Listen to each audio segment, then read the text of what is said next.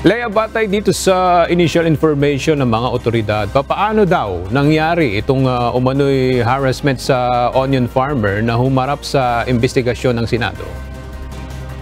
Magandang tanghali sa iyo, Aga. Base sa impormasyon mula kay Senator Amy Marcos, sinasabing pinuntahan ni Vice Kalyato ng pulis mula sa Bayambang Municipal Police Station upang umano'y papirmahin ang waiver upang i-recant o bawiin ang mga inihayag nito sa Senate hearing.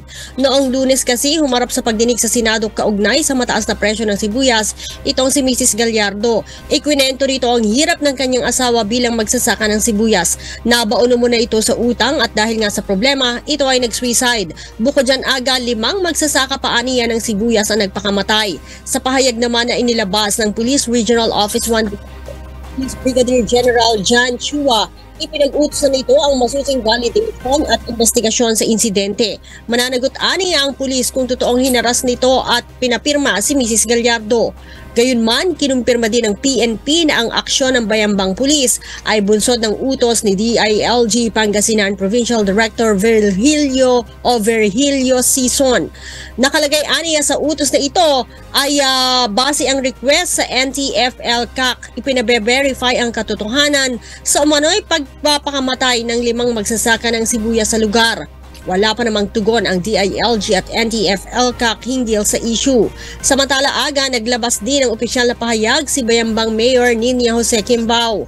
Sinabi nito na walang katotohanan ang kumalat na balita tungkol sa pagpapakamatay ng 5 magsasaka ng sibuyas.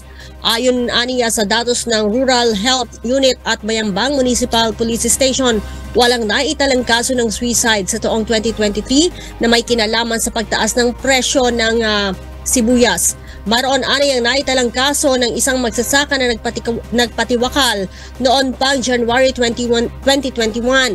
Subalit ito ay hindi dahil sa presyo ng sibuyas, kundi sa pananalasa ng tinatawag na harabas o ito yung army worm. Kaugnay nito, pinalalahanan din Aga ng LGU Bayambang ang bawat isa na maging mapanuri sa mga kumakalat na impormasyon at huwag ding gamitin ang issue na ito upang gawing biro ang issue ng mental health o suicide. Balik sa iyo, Aga. Okay, maraming salamat, Leia Ilagan.